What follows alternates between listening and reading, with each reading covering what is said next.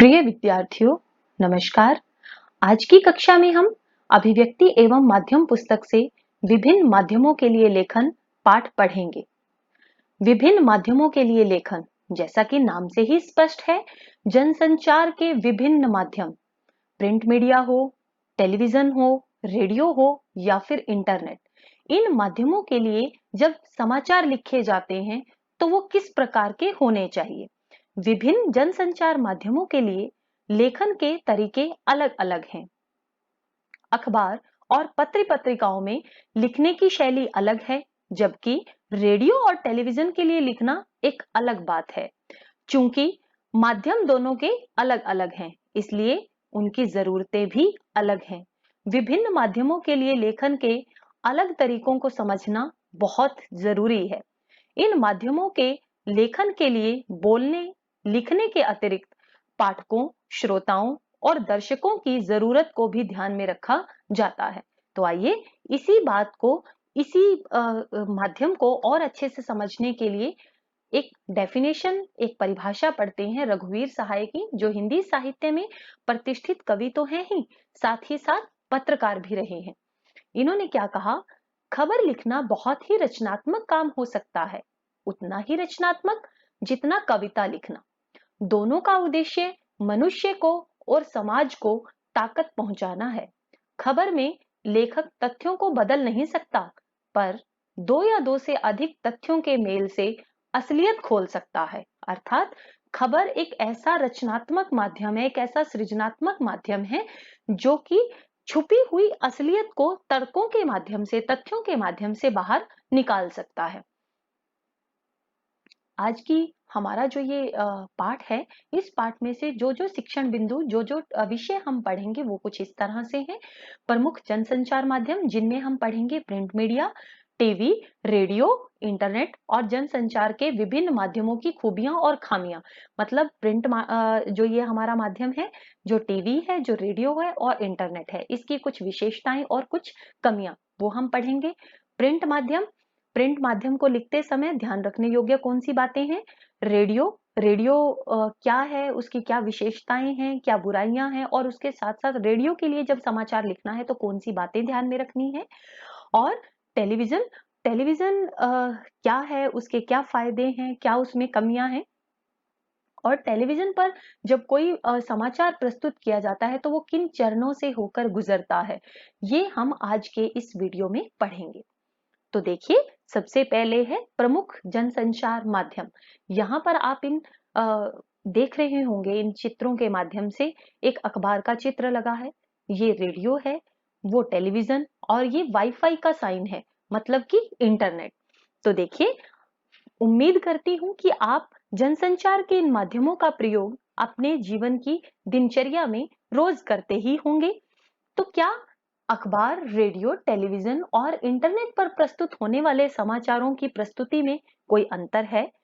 निश्चित रूप से। इन सभी माध्यमों में समाचारों की लेखन शैली, भाषा और प्रस्तुति में आपको अंतर देखने के लिए मिल जाएंगे। पहला अंतर तो आपको यही दिखाई देगा कि अखबार पढ़ने के लिए है, रेडियो सुनने के लिए है, टीवी देखने के लिए है। वहीं इंटरनेट पर आप पढ़ने, सुनने और देखने, ये तीनों की ही सुविधा का आनंद ले सकते हैं। तो आइए देखते हैं जनसंचार के इन माध्यमों की कुछ खूबियां और कुछ खामियां। सबसे पहला है प्रिंट मीडिया। हम एक चीज और समझने का प्रयास करेंगे कि जनसंचार के ये विभिन्न माध्यम, प्रिंट मीडिया जो है, जैसा कि सबसे पहला माध्यम है जनसंचार का, सबसे पुराना माध्यम है। अन्य अन्य माध्यम मतलब रेडियो, टेलीविजन और इंटरनेट, ये माध्यम समय के साथ आए, विकसित हुए, लेकिन जनसंचार के ये सभी माध्यम जो हैं वो आपस में जुड़े हुए हैं, कहीं भी एक दूसरे के प्रतिद्वंदी ये माध्यम नहीं होते हैं। तो आइए पढ़ते हैं प्रिंट मीडिया। प्रिंट मीडिया यानी कि मुद्रित माध्यम, ये जनसंचार के सबसे पुराने माध्यमों में से एक है। हालांकि मुद्रण की जो शुरुआत है वो चीन से हुई थी। आज हम जिस छापे खाने को देखते हैं, जो प्रेस का जो स्वरूप आज हमारे सामने है, उसके आविष्कार का श्रेय जर्मनी के गुटेनबर्ग को जाता है। भारत में पहला छापाखाना, पहली प्रेस सन 1556 में गोवा में खुली थी और इसका मुख्य उद्देश्य था ईसाई जो मिशनरियां थी, उन्होंने धर्म प्रचार के लिए पुस्तकों को छापना शुरू किया था प्रिंट मीडिया के माध्यम से। तो मुद्रित जो माध्यम है, इन माध्यमों के अंतर्गत अखबारें आती हैं, पत्रिकाएं आती हैं, पुस्तकें ये आती हैं। जो भी ऐसे संसाधन जो कि हमें लिखित रूप में मिलते हैं, वो सभी प्रिंट मीडिया के अंतर्गत आते हैं। अब इसकी कुछ विशेषताएं देख लेते हैं। इनकी मुख्य विशेषता छपे शब्दों में स्थायित्व का होना है। प्रिंट मीडिया की सबसे मुख्य विशेषता क्या है कि ये जो माध्यम है, इस माध्यम में हमें जो कुछ भी मिलता है वो स्थायी होता है, अर्थात हम उसको लंबे समय तक अपने पास संभाल कर रख सकते हैं। जब हमें समय लगे उस समय के अनुसार हम इसको धीरे धीरे पढ़ सकते हैं। कोई बात अगर हमें समझ ना आए तो उसको हम धीरे धीरे समझ सकते हैं। कोई शब्द अगर हमें मुश्किल लगता है तो उस शब्द को भी हम शब्दकोश के माध्यम से देखकर उसके अर्थ को ग्रहण कर सकते हैं। इन्हें लंबे समय तक सुरक्षित रखा जा सकता है क्योंकि हमारे पास जो है वो प्रिंट के रूप में ये जो संसाधन है वो उपलब्ध होते हैं, तो हम इन्हें लंबे समय तक सहेज कर भी रख सकते हैं। यह लिखित भाषा का विस्तार है। हम बोलते हुए अनेक गलतियां कर सकते हैं, लेकिन प्रिंट माध्यम जो है वो लिखने पर निर्भर करते हैं। तो लिखते हुए हम बहुत सारी चीजें, वो चाहे भाषा हो, व्याकरण हो, वर्तनी हो और शब्द हो, उनका उपयुक्त प्रयोग करने का प्रयास करते हैं ताकि कोई भी गलती जो है वो ना हो। यह चिंतन, विचार एवं विश्लेषण का माध्यम है। जैसा कि हमने सबसे पहली विशेषता पढ़ी थी कि प्रिंट माध्यम स्थायी होते हैं, इनको हम संभाल कर रख सकते हैं, लंबे समय तक सुरक्षित कर सकते हैं। इसी तरह से यह माध्यम चिंतन, विचार और विश्लेषण का है, अर्थात हम कह सकते हैं कि इस माध्यम से हम गंभीर और गूढ़ बातें लिख सकते हैं और इनको सोच सकते हैं, समझ सकते हैं। बल्कि उसकी इन बातों की जो कि प्रिंट माध्यम में लिखी हुई होती हैं, उन विचारों को सोचने समझने की शक्ति भी हमारे अंदर होती है। प्रिंट मीडिया को समझने के लिए हमारा शिक्षित होना बहुत जरूरी है। प्रिंट माध्यम में लिखा गया जो भी विचार है उसको पढ़ने के लिए शिक्षित होना जरूरी है। तो जब शिक्षित व्यक्ति इस माध्यम का प्रयोग करेंगे तो वो उसमें दिए गए तथ्यों पर चिंतन कर सकते हैं, विचार कर सकते हैं और विश्लेषण कर सकते हैं। तो प्रिंट मीडिया की ये कुछ विशेषताएं हमने पढ़ी कि ये जनसंचार का सबसे पुराना माध्यम है, सबसे ज्यादा प्रामाणिक माध्यम है, तर्कों तथ्यों पर आधारित माध्यम है। इसमें शब्द स्थायी होते हैं, लंबे समय तक इसको सुरक्षित करके रख सकते हैं। यह माध्यम लिखित भाषा का विस्तार है और इसमें आए हुए विचारों पर हम चिंतन मनन विश्लेषण कर सकते हैं। अब कुछ कमियां हैं इस माध्यम की। निरक्षरों के लिए यह माध्यम किसी काम का नहीं है। जो व्यक्ति पढ़ना नहीं जानते हैं, वो व्यक्ति अखबार नहीं पढ़ सकते, वो पुस्तक नहीं पढ़ सकते, वो पत्रिका नहीं पढ़ सकते, तो उनके लिए प्रिंट माध्यम जो है वो किसी भी काम का नहीं है। एक निश्चित अवधि पर प्रकाशित होती हैं। प्रिंट माध्यम में जो आने वाली खबरें हैं जैसे, वो एक निश्चित समय पर ही आपको मिलती हैं। मान लो आज कोई घटना घटित हुई है, टेलीविजन या फिर रेडियो या फिर इंटरनेट के माध्यम से वो हमें तभी मिल जाती है। लेकिन अगर हम अखबार पढ़ते हैं, प्रिंट मीडिया के माध्यम से अगर देखते हैं, तो वो एक निश्चित अवधि के बाद, मतलब 24 घंटे में अखबार निकलती है, तो वो 24 घंटे बाद ही हमें वो सूचना मिलती है। समाचार के प्रकाशन की सीमित समय सीमा, कि समाचार जो भी प्रकाशित होना है उसकी समय सीमा सीमित होती है, जिसको अखबार की भाषा में डेडलाइन कहते हैं। जो समाचार जो है वो लिखने के लिए दे दिया जाता है, तो उसके प्रकाशन तक की सीमा निश्चित होती है। उस समय सीमा में अगर समाचार मिल जाता है तो वो प्रकाशित हो जाएगा, अन्यथा नहीं। लेखक को स्पेस का भी ध्यान रखना पड़ता है। प्रिंट माध्यमों की सबसे बड़ी जो कमजोरी है या खामी है वो ये है कि इसमें जो है स्पेस निश्चित होता है, बहुत ज्यादा स्थान नहीं होता है लेखक के पास।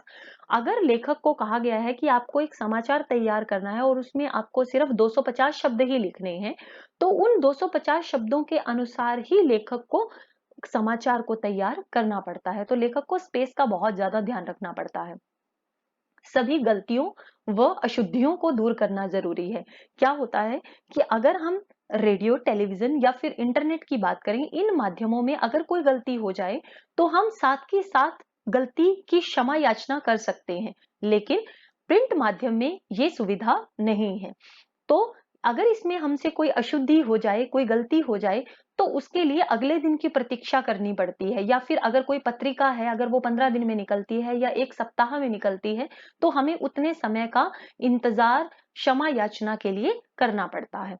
तो एक बड़ी लंबी जो है वो समाचार के प्रक्रिया में टीम होती है, जो कि समाचारों के इकट्ठे करने से लेकर उसके प्रकाशित होने तक लगी होती है। तो प्रयास किया जाता है कि इस माध्यम में गलतियां और अशुद्धियां ना हों। आगे देखिए, मुद्रित माध्यमों में लेखन हेतु ध्यान रखने योग्य बातें। जब प्रिंट माध्यमों के लिए समाचार लिखे जाते हैं, तो समाचार लिखते समय हमें कुछ बातों का ध्यान रखना चाहिए। सबसे महत्वपूर्ण बात है भाषा और वर्तनी का ध्यान। हमें जो है, जब समाचार लिखे जा रहे हैं प्रिंट माध्यम के लिए, तो भाषा जो है वो लोक भाषा का प्रयोग करना चाहिए, ऐसी भाषा जिसको सभी समझते हो, उस भाषा का प्रयोग, और शब्दों की जो वर्तनी है उस पर भी ध्यान दिया जाना चाहिए। समय सीमा व निर्धारित जगह का पालन करना बहुत ही जरूरी है। एक समाचार के लिए, समाचार के प्रकाशित होने के लिए जो डेडलाइन दी गई है और जो जगह दी गई है कि इस पेज पर और इस स्थान पर ये समाचार प्रकाशित होगा, उसका पालन करना चाहिए। लेखन और प्रकाशन के बीच गलतियों को ठीक करना जरूरी है। लिखते समय अगर कुछ गलतियां हो जाएं, कुछ अशुद्धियां हो जाएं, तो उनको ठीक करना जरूरी है। लेखन में सहज प्रवाह के लिए तारतम्यता बनाए रखना जरूरी है। लिखा जब कोई समाचार जा रहा है तो उसमें प्रवाह होना चाहिए, मतलब वो कॉन्टिन्यूटी में लिखा जाना चाहिए। ऐसा ना हो कि उसकी जो कोऑर्डिनेशन है, उसकी तारतम्यता जो है वो भंग हो जाए।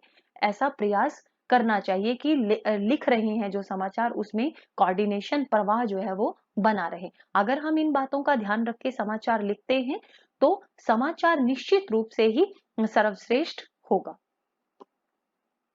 अगला जो माध्यम है जनसंचार का, वो है रेडियो। रेडियो के लिए हम लेखन करते हैं, तो इसके लिए क्या है?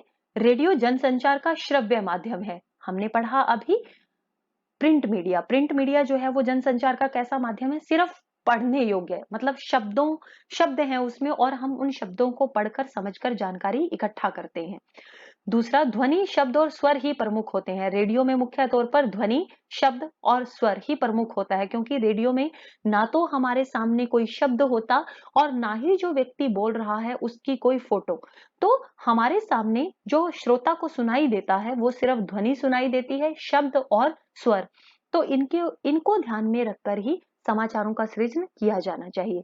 रेडियो मूलतः एक लेखीय, मतलब लीनियर माध्यम है, कि एक अंदर से, रेडियो के अंदर से एक आवाज आ रही है, वो बोलते चले जा रहा है, उसको नहीं पता हम सुन रहे हैं, हम बैठे हैं या क्या कर रहे हैं, पढ़ रहे हैं, उसको समझ भी रहे हैं कि नहीं। तो एक रेखीय माध्यम है। इसमें अखबार की तरह लौट कर सुनने की सुविधा नहीं होती। रेडियो में जो है वो अखबार हम संभाल के रख सकते हैं। अभी कोई बात समझ नहीं आ रही है तो उसको थोड़े देर बाद समझने का प्रयास कर सकते हैं, लेकिन रेडियो में इस तरह की सुविधा नहीं होती है। रेडियो की एक और बात जो हमें ध्यान में रखनी चाहिए, इसमें क्या होता है कि अगर मुझे कोई कार्यक्रम सुनना है, उस कार्यक्रम का बुलेटिन आना है, तो मुझे उसकी प्रतीक्षा करनी पड़ेगी। मतलब ये नहीं है कि मैं उसको चलो बाद में सुन लूँ या वो फिर बाद में आ जाएगा। मुझे उस बुलेटिन को सुनना ही पड़ेगा, अन्यथा जो है वो मेरी जो जानकारी मैं प्राप्त करना चाहता हूँ, वो जानकारी समाप्त हो जाएगी। तो आगे देखिए, रेडियो के लिए समाचार लेखन की बुनियादी बातें, कि अगर हम रेडियो के लिए समाचार लिखते हैं तो कौन सी बातें ध्यान में रखनी चाहिए। इसमें पहले है साफ सुथरी टाइप्ड कॉपी, कि जिस व्यक्ति ने समाचारों को पढ़ना है रेडियो पर, उस व्यक्ति को जो कॉपी मिलेगी जहां से वो समाचार पढ़ेगा, वो बिल्कुल साफ सुथरी होनी चाहिए और टाइप्ड होनी चाहिए, टाइप किया हुआ होना चाहिए उस कॉपी को। दूसरा, ट्रिपल स्पेस में टाइप करते हुए दोनों ओर हाशिए छोड़ें। एक पंक्ति में 12 से 13 शब्दों से अधिक ना हो। तो जब वो कॉपी टाइप की जा रही है जिसने समाचार पढ़ना है, उस व्यक्ति को जो लिखे हुए समाचार मिलेंगे वो एक नहीं, दो नहीं, बल्कि 3 स्पेस में, इतनी दूरी, 3 स्पेस की दूरी जो है वो पहले से दूसरे शब्द के बीच में होनी चाहिए। कॉपी के दोनों तरफ जो है वो जगह छोड़नी है, और एक लाइन में 12 से 13 शब्दों से ज्यादा नहीं होने चाहिए। जटिल शब्द एवं संक्षिप्त अक्षर का प्रयोग ना करें। जटिल जो शब्द हैं, क्योंकि रेडियो को सुनने वाले जो लोग हैं, हम ये मानकर चलते हैं कि वो, क्योंकि रेडियो बहुत ही सस्ता माध्यम है, हर व्यक्ति जो है वो उसको खरीद सकता है, उससे जानकारी प्राप्त कर सकता है। और दूसरा, जरूरी नहीं है कि रेडियो सुनने वाला व्यक्ति जो है वो पढ़ा हुआ हो, निरक्षर भी हो सकता है, तो ऐसे शब्दों का प्रयोग किया जाना चाहिए जो शब्द सरल हो। तो जटिल शब्द नहीं होने चाहिए और संक्षिप्त अक्षर का प्रयोग, जैसे हम कहते हैं यूबीआई, आरबीआई, इस तरह के शब्दों का, संक्षिप्त शब्दों का प्रयोग नहीं होना चाहिए इसमें। लंबे अंकों को और दिनांक को शब्दों में लिखें। अगर लंबे अंक हैं, मुझे कोई संख्या बतानी है, तो उस संख्या को अंकों में लिखा जाना चाहिए और दिनांक को शब्दों में लिखा जाना चाहिए। निम्नलिखित निम्नलिखित क्रमांक, किंतु, लेकिन, उपर्युक्त, पूर्वोक्त जैसे शब्दों का प्रयोग नहीं करना चाहिए, क्योंकि इनसे पता नहीं है ना कि निम्नलिखित क्या लिखा हुआ है, पता नहीं। अगर मैं थोड़ा भी रेडियो सुनते हुए इधर उधर हो गई या मेरा ध्यान भटक गया तो मुझे तो पता ही नहीं चला क्या है। तो सीधे पाठ, सीधे सरल जो है वो समाचार लिखे जाने चाहिए, ना कि इस तरह के शब्दों का प्रयोग किया जाना चाहिए। भाषा को प्रभावी बनाने के लिए आम बोलचाल की भाषा का प्रयोग किया जाना चाहिए। जैसा कि मैंने पहले कहा कि रेडियो को सुनने वाले जो श्रोता हैं वो सामान्य श्रोता होते हैं, तो आम बोलचाल के शब्दों का प्रयोग करना चाहिए। अगला जो हमारा माध्यम है वो है टेलीविजन। टेलीविजन अभी हमने किया रेडियो। रेडियो एक श्रव्य माध्यम है, लेकिन टेलीविजन दृश्य श्रव्य माध्यम है, मतलब ऑडियो विजुअल। इसमें मुझे सुनाई भी देता है और साथ ही दिखाई भी देता है। टीवी में शब्दों व ध्वनियों की अपेक्षा दृश्यों का महत्व अधिक होता है। इसमें हम जो है वो एक टाइम अगर नहीं भी सुन रहे हैं कोई चीज, दिखाई दे रहा है, तो देखने से भी हम अपनी उस ज्ञानेंद्रिय का इस्तेमाल करके, क्योंकि टेलीविजन को करते समय हमारी 2 ज्ञानेंद्रियां एक साथ इस्तेमाल होती हैं। ठीक, तो जितनी ज्यादा ज्ञानेंद्रियों का इस्तेमाल होगा, हम उस चीज से ज्यादा जुड़ते हैं। ठीक, तो हम अगर किसी शब्द को, किसी ध्वनि को नहीं सुन पा रहे हैं, तो दृश्य भी हमें वो सारी बात समझाने में सक्षम होते हैं। इसमें कम से कम शब्दों में अधिक से अधिक खबर बनाने की शैली का प्रयोग किया जाता है। खबर लेखन की बुनियादी शर्त दृश्य के साथ लेखन है, कि जब खबरें लिखी जाती हैं, जब समाचार लिखे जाते हैं टेलीविजन के लिए, तो इसमें मुख्य जो बात होती है वो होता है दृश्य, कि दृश्य दिखाई दे रहा है, दृश्य के हिसाब से आपको शब्दों का प्रयोग करके लिखना है। टीवी खबरों के प्रमुख चरण। टीवी पर जब हम खबरें देखते हैं तो आपने कुछ चरण देखे होंगे इनके। प्रिंट अथवा रेडियो की भांति टीवी चैनल समाचार देने का मूल आधार सूचना देना है। टीवी हो या रेडियो हो या फिर प्रिंट माध्यम है, इन सब का मुख्य आधार क्या है? समाचार देना, समाचारों को लोगों तक पहुंचाना। तो टीवी में सूचनाएं इन चरणों से होकर गुजरती हैं। पहला है फ्लैश, मतलब ब्रेकिंग न्यूज। हम जो है वो देखते हैं, कोई भी घटना अगर घटित हुई तो हम देखते हैं कि बार बार जो है वो टीवी के ऊपर दिखा रहा होता है, आज की ब्रेकिंग न्यूज, आज की ब्रेकिंग न्यूज। इसे कहते हैं वह न्यूज, सबसे बड़ी कोई घटना, सबसे बड़ी कोई खबर जो कि एक अचानक से, बड़ी जल्दी से दर्शकों तक पहुंचाई जाती है। इसमें कम से कम शब्दों में सिर्फ सूचना देने का प्रयास किया जाता है। दूसरा है ड्राई एंकर। ड्राई एंकर, इसमें एंकर खबर के बारे में दर्शकों को सीधे सीधे बताता है कि कहां, क्या, कब और कैसे हुआ। जब तक ड्राई एंकर बता रहा होता है तब तक जो है उनके पास खबर के दृश्य नहीं होते, सिर्फ जो रिपोर्टर है उससे मिली जानकारी होती है। तीसरा है फोन इन। इसमें जो रिपोर्टर है, जहां पर घटना हुई या जहां जहां से समाचार हमें दिखाया जा रहा है, उसमें एंकर से बात करता है फोन के माध्यम से। मतलब घटना स्थल पर रिपोर्टर पहुंच गया और फोन के माध्यम से एंकर को सूचना देता है। अगला है एंकर विजुअल। विजुअल मतलब चित्र। जब घटना के दृश्य या विजुअल मिल जाते हैं, तब उन दृश्यों के आधार पर खबर लिखी जाती है जो एंकर पढ़ता है। इस खबर की शुरुआत भी प्रारंभिक सूचना से होती है और बाद में कुछ वाक्यों पर प्राप्त दृश्य भी दिखाए जाते हैं। अगला है एंकर बाइट। बाइट का अर्थ होता है कथन। टेलीविजन पत्रकारिता में बाइट का काफी महत्व है।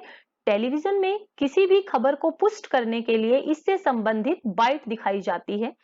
किसी घटना की सूचना देने और उसके दृश्य दिखाने के साथ ही इस घटना के बारे में प्रत्यक्षदर्शियों या संबंधित व्यक्तियों का कथन दिखा और सुनाकर खबर को प्रामाणिकता प्रदान की जाती है। मतलब जो वहां घटना स्थल पर लोग हैं, वो लोग किस तरह से क्या बता रहे हैं, वो उनके जो लाइव कमेंट्स होते हैं, उनको कहते हैं एंकर बाइट्स। अगला है लाइव। लाइव मतलब घटना स्थल से सीधा प्रसारण जो है वो किया जाता है।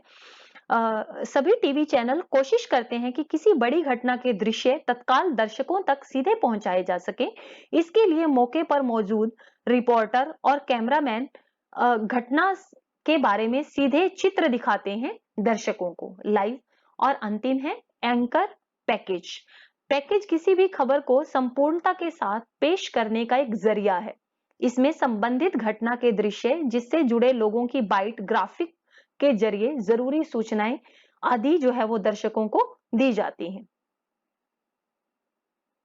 तो ये था हमारा टीवी के लिए जब समाचार लिखे जाते हैं तो यह प्रक्रिया किन किन चरणों से होकर गुजरती है।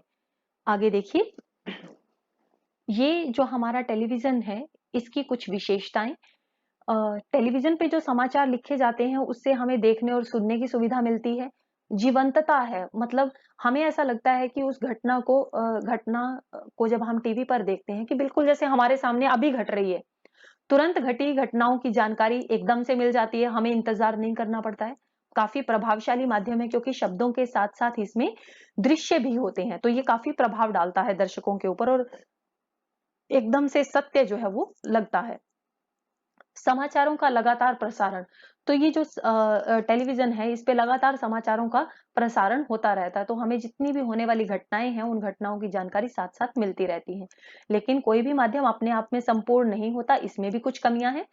भाषा शैली के स्तर पर अत्यंत सावधानी बरतने की जरूरत होती है कि हम जो है वो सही भाषा का इस्तेमाल करें। बाइट का ध्यान रखना आवश्यक है। घटना स्थल से जो सीधे कमेंट्स जो हम प्रत्यक्षदर्शियों के कमेंट्स जो हैं वो दिखा रहे हैं उनके लिए काफी ध्यान रखने की जरूरत होती है कि वो किस तरह की भाषा का प्रयोग कर रहे हैं, किस तरह की बात कह रहे हैं। कार्यक्रम का सीधा प्रसारण कभी-कभी सामाजिक उत्तेजना को जन्म दे सकता है। हम जो है वो लाइव टेलीकास्ट आपने देखी होंगी हो रही होती है तो कभी-कभी जो है वो भड़क जाता है कोई मुद्दा। तो ये भी कारण है क्योंकि सीधा प्रभाव जो है वो पड़ता है टेलीविजन पर जो भी हमें दिखाया जाता है। अपरिपक्व बुद्धि पर सीधा प्रभाव, मतलब जो इमेच्योर होते हैं, जिन लोगों की बुद्धि पूरी तरह से परिपक्व नहीं होती, उनके ऊपर सीधा प्रभाव डालती है, मतलब अच्छा भी डाल सकती है और बुरा भी डाल सकती है। तो आज की कक्षा में हमने विभिन्न माध्यमों के लिए लेखन जो ये पाठ है इसका टेलीविजन तक के लिए हम समाचार कैसे लिखते हैं ये पढ़ा। अगली वीडियो में हम बाकी का बचा हुआ पाठ पढ़ेंगे। आप इसे ध्यान से पढ़ेंगे और पाठ को समझने का प्रयास करेंगे। धन्यवाद।